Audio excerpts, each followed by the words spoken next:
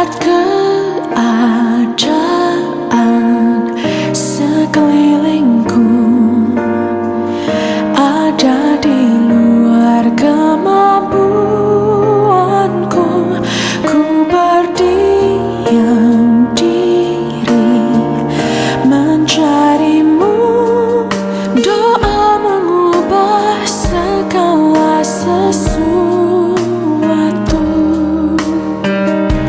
Saat kenyataan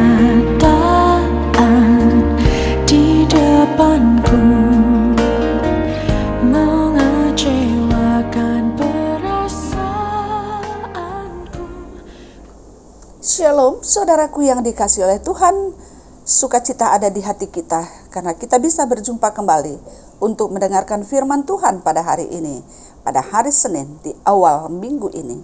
Untuk firman yang akan kita dengarkan, mari kita berdoa memohon kekuatan sehingga kita bisa mendengar dan memahami firman ini. Kita bersatu di dalam doa. Kami datang ke hadirat-Mu ya Tuhan dengan rasa syukur dan ucapan terima kasih. Karena Tuhan masih melayakkan kami untuk mendengarkan firman-Mu pada hari ini. Kami mohon biarlah Tuhan yang mengajari kami, Tuhan yang membimbing kami sehingga melalui firman ini, kami semakin dimampukan untuk memahami kehendak Tuhan dan melakukannya dalam kehidupan kami. Berbicaralah ya Tuhan, pakai hamba-Mu untuk menyampaikan kehendak Tuhan dan juga kami semua yang mendengarkannya. Dalam nama Yesus kami berdoa. Amin. Saudaraku yang dikasihi oleh Tuhan dimanapun berada pada saat ini, firman Tuhan yang akan kita dengarkan terambil dari kitab 2 Samuel 11 ayat 15 dan ayat yang ke-17. Demikian bunyinya. Ditulisnya dalam surat itu demikian. Tempatkanlah Uria di barisan depan dalam pertempuran yang paling hebat. Kemudian kamu mengundurkan diri daripadanya, supaya ia terbunuh mati. Ketika orang-orang kota itu keluar menyerang dan berperang melawan Yoab, maka gugurlah beberapa orang dari tentara, dari anak buah Daud, juga Uria, orang Het itu. Saudaraku yang dikasihi oleh Tuhan, sering sekali dalam kehidupan kita, ketika kita berkeinginan, ketika kita ingin sesuatu dalam kehidupan kita, sebenarnya bisa dengan cara yang baik, dengan cara yang jujur, dengan cara yang bijaksana untuk mendapatkannya.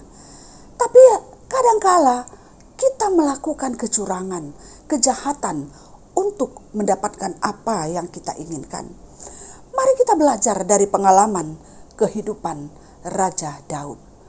Sungguh boleh kita katakan bahwa Raja Daud adalah orang yang sangat diberkati oleh Tuhan. Tapi di dalam perjalanan hidupnya, dia juga melakukan dosa karena dia tidak bijaksana untuk mendapatkan apa yang dia inginkan, dan juga dia tidak memakai waktu dengan baik. Saudaraku yang dikasihi oleh Tuhan, sesudah Raja Daud dengan Batseba melakukan perselingkuhan, pada saat dia melihat Batseba mandi dan dia jatuh cinta, dia menginginkannya, maka mulailah kelihatan hasil daripada perselingkuhan mereka. Batseba hamil. Saudaraku yang dikasihi oleh Tuhan, apa yang dilakukan oleh Raja Daud? Dia mencari taktik, dia mengharapkan. Yang pertama yang dia lakukan adalah membujuk Uria supaya pulang ke rumah.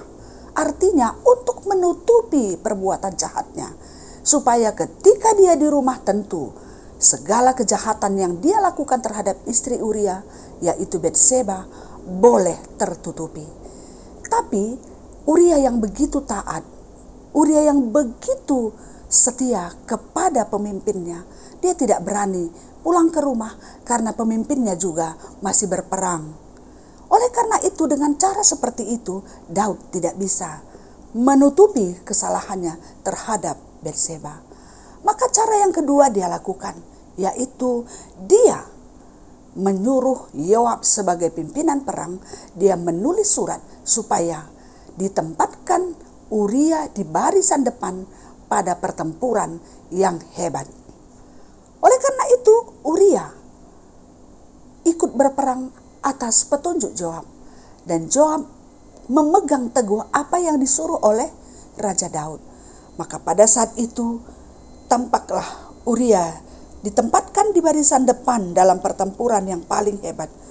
Kemudian Yoab mengundurkan diri sehingga dia yang di depan, dan pada saat itu mereka mengadakan pertempuran karena memang lawan mereka adalah lawan yang gagah perkasa dan orang kuatnya yaitu Yoab sudah mundur ke belakang. Maka majulah Uria dan beberapa tentara gugurlah pada saat itu, termasuk Uria di dalamnya.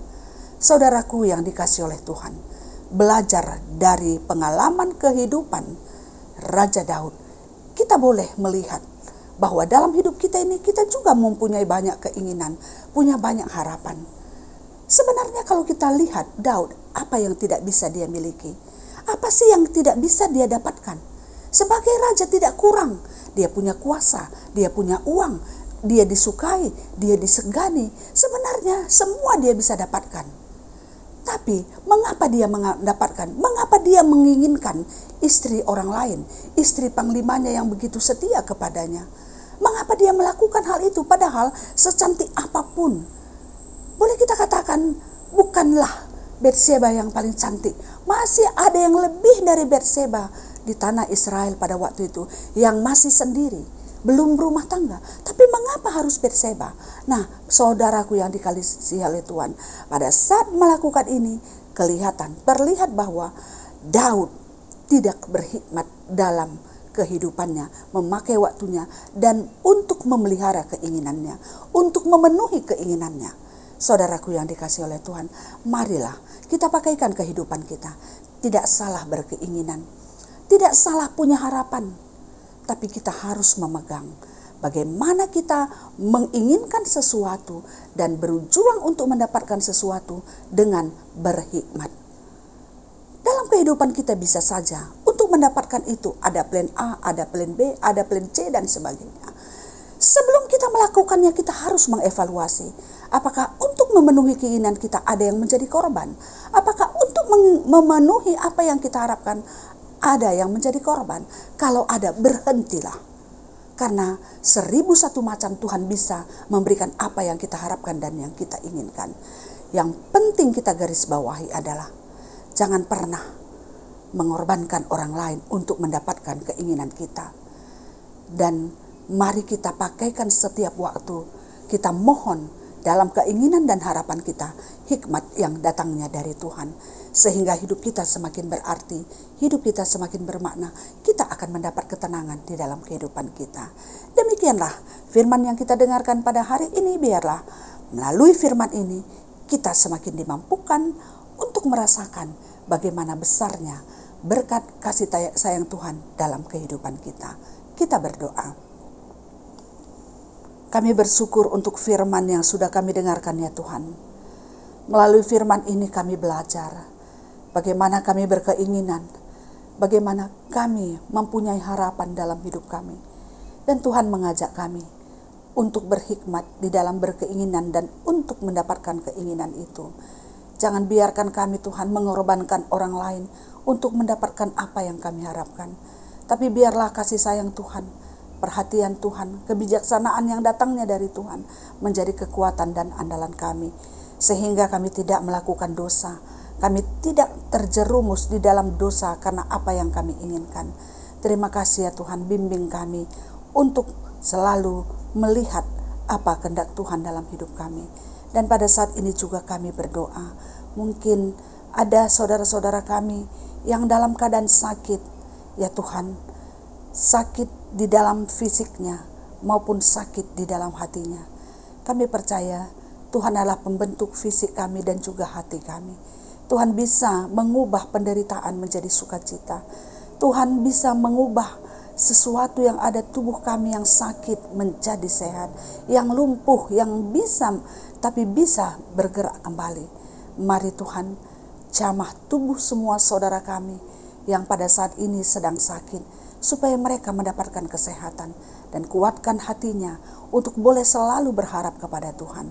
Dan kami juga terus berdoa pada saat ini ya Tuhan, untuk setiap orang yang mempunyai karakter jahat untuk mendapatkan apa yang dia harapkan.